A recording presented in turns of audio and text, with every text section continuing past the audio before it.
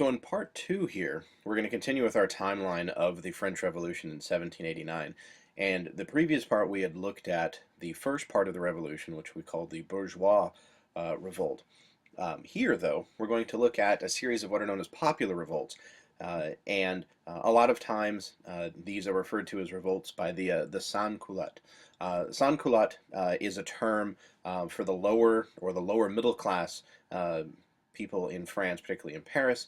They're referred to as sans-culottes, or literally without breeches, because they wore trousers and not the breeches of the elites. So the elite set of pants are those just below the knees that tend to be very sort of refined and gentlemanly with sort of bows at the bottom, and the sans-culotte didn't wear that. They just wore simple trousers because they weren't all that wealthy. So that's a term often used for these popular revolts. One of the main elements of the revolt that is a popular revolt is the storming of the Bastille, which becomes sort of the symbol of revolutionary France. And what had happened is that people had feared that because the king had ordered troops into Paris, that he would overturn the National Assembly and sort of squelch all of this change. So lower, middle, and lower class Parisians took to the streets. They took power into their own hands. And the first thing that they did is actually they didn't attack the Bastille first. They actually attacked places where grain was stored. Because remember, we had mentioned that they had actually were running out of food, where grain was stored, and then they marched on the Bastille in July 14th, 1789. This had been a prison, not really any use for prisoners any maybe much longer. It was actually mainly an arsenal, which was helpful for them, but it was a potent symbol of royal authority. So when they stormed it, they ended up killing the governor of the prison and putting his head on a stake.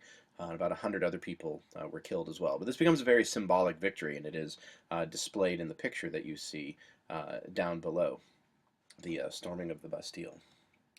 There was also this thing known as the Great Fear. This unrest in the city had spread out to the countryside, and the fear was first on the part of the nobles that the peasants were simply coming for them. What happened is the peasants forced the nobles to renounce all of their old rights, destroy all of their old documents outlining feudal dues, and they burnt the estates of nobles who refused to accept these terms.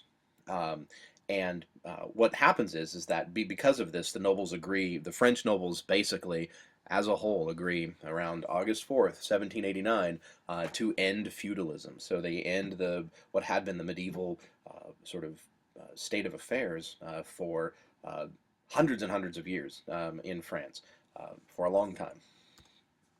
There is also, in October of that same year, what's known as the Women's March to Versailles. This was a group of several thousand women, mostly lower class, but there were also some lower middle class. They ended up marching to Versailles, demanding that the royal family move from Versailles back to Paris, and also that they secure more grain for the hungry.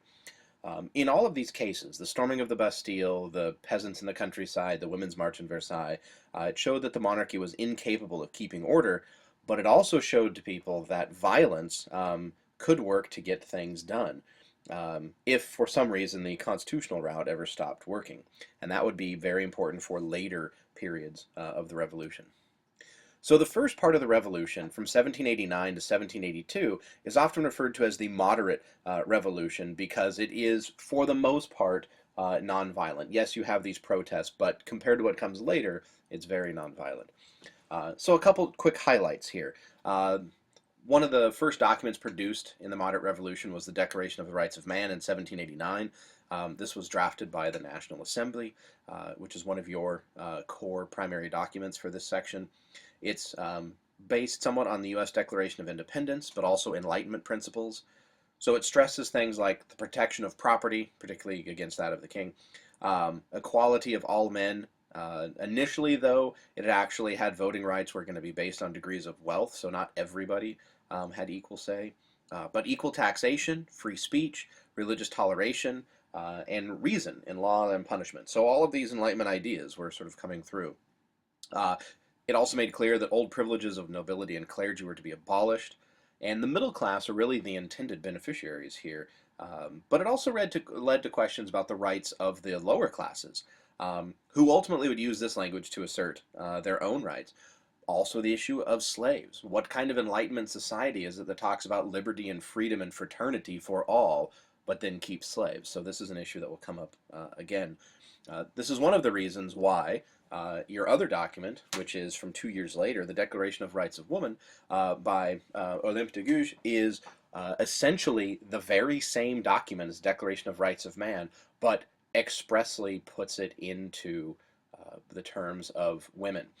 The idea is that the original document was very just much intended for men, and it was very male dominated. It was very patriarchal, and so she wrote this up to say that women also deserved rights. So much like the slaves, the idea is that how can you have a society that denies rights, in this case, to half the population, while espousing notions of liberty and freedom? So basically, she took almost in the same document and then just changed the words man to woman to try to make a point there. During this time, though, one of the things that happened is that because of the sort of movement of the revolution, the king had been, it looked like at first, working with the revolution and then maybe possibly trying to squelch it, but his power seemed to be sort of limited. In June of 1791, the king and the royal family actually end up fleeing they want to try to flee to the Austrian border. So this is called the Flight to Verona in 1791.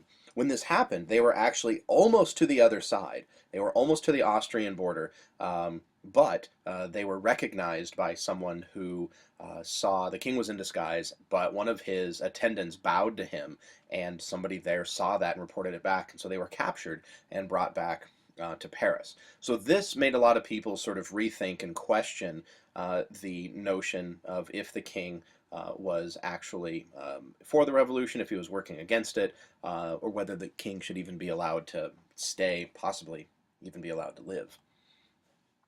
So in 1791, the revolution draws up its first constitution. Notice how long that takes. It takes almost 2 years to draw up its first constitution.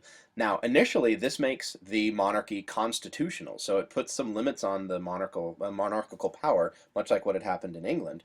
It kept the National Assembly as the main legislative body. It also used what we call Enlightenment ideas to reorganize, or as we'll see, sort of rationalize the country. It also meant that all officials were to be elected, that there would be no appointments or purchases of offices, that there would be uniform taxes. It established the metric system. It reduced the power of the Catholic Church in France by seizing all church lands, also making clergy salaried employees of the state, forcing the clergy to take an oath of allegiance to the state. Now, to fund much of the revolutionary government, then, the church lands were sold, usually to better-off peasants or wealthy middle-class businessmen, or sometimes politically astute nobles who had survived the peasant revolts. So this sets up the first constitution of France, but there is still a monarchy as of September. Unfortunately, the next year, because of all of these problems going on in France, this leads to war with one of their neighbors, Austria. The French technically declare war on the Austrians, trying to preempt them, but you have to understand that all of the events that come after April of 1792 are all in the context of war. So that they are threatened first by one kingdom after another, many very conservative kingdoms that do not want the revolution to succeed. So bear that in mind as these events unfold. Towards the end of 1792 is when they officially declare the first French Republic, and that is the change, in part, that's going to set the tone from 1792 for the next few years up until 1794. Will establish a new form of government. Part of this reorganization of the First French Republic is that they changed the name of the National Assembly. It was now referred to as the National Convention. As we will see, it is headed by one sect or one group of reformers known as the Jacobins, and even within that group, they themselves are run by or led by an even more radical component. Let's take a second here and see what the Republic does with this notion of rationalization. This is very much an Enlightenment idea. The idea here is that you want to take the country of France, and rather than have these sort of haphazard counties or boroughs or segments to France that had been there before, the divisions, which were large and unwieldy and some were very small, is to make them essentially give them all much smaller areas, identical political structures, and they rename them from sort of counties to departments. So if you look at this map here, what you have is you have all of these French provinces on the left. In 1789, you can see that they're all of different sizes. Brittany, Normandy, you also have Languedoc, Provence. All of these ones are different places, different sizes, they're run differently. When you go to the French departments of 1791 on the right, you can see that there are more of them, they're smaller, which makes them much more easier to manage. And they're all of about equal size as well. So the idea is to streamline, to use these Enlightenment ideas of rationalization. Right, so this was the rationalization of the counties or the provinces of France into manageable, streamlined units. Now, this period after the flight of the king and his return to Paris, and then also after the establishment of the First French Republic and war with Austria, this is when we go from moderate to radical revolution. And one of the ways we can start to see this process change is if you look at this schematic of how French politics evolved. Originally you had the States General, so you had first, second, third estates. So all the way back in 1789 is when the third estate predominantly founds the National Assembly. They are joined by some members of the second estate, even some members of the first estate. This changes into what is known as, by 1792, with the First French Republic, it changes into what's known as the National Convention. And it is not as representative a body as had been originally thought, in part because of its dominance by this French political party known as the Jacobins. The Jacobins themselves are divided between the more moderate and the more radical side. And you can see the division between these two sides, especially in the issue regarding what do they do about the king? And the question is should the king be imprisoned? Should he be allowed to stay? Or should he be exiled? Or should he be executed? So as you can see on this chart here, the Girondins, who are the more moderate that you see on the left side there, their view was that there should be royal clemency. At the very least, he should just be exiled, right? But on the other side, there was a group known, the more radical militant group known as the Mountain, in part because of where they sat in the chamber. They didn't want to see the revolution defeated, and they became the most sort of radical.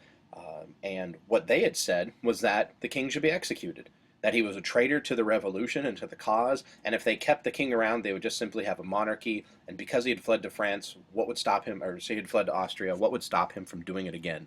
And he would be a thorn in the side of all the revolutionaries, and they even said that, revolution cannot have a king. They end up winning the debate, and they decide that the king will be executed.